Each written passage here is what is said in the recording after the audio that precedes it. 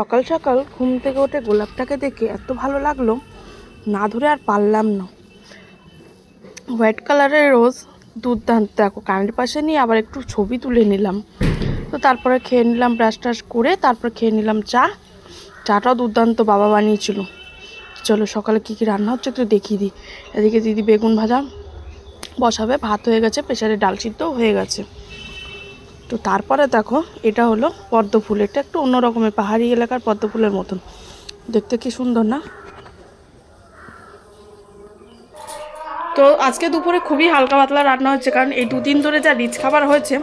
এখানে আছে বেগুন ভাজা, হাঁড়িতে তো অফকোর্স ভাত থাকবেই, পড়ে গেল।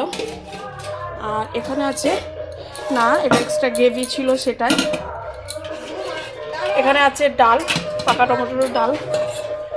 এখানে আছে কচু বাটা কালকেরই একটু। তো আজকে চলুন দুপুরের লাঞ্চটা সেরে নিই। আজকে খুবই হালকা পাতলা খাবার, যে আমার খাবার। দুপুরের খাবারটা সেরে নিই। এই যে দুপুরের লাঞ্চ, রোদে গিয়ে বসে খাবো হাতে নিয়ে, ভালো লাগে কিন্তু হাতে নিয়ে খেতে। তো চলুন খেয়ে আসি।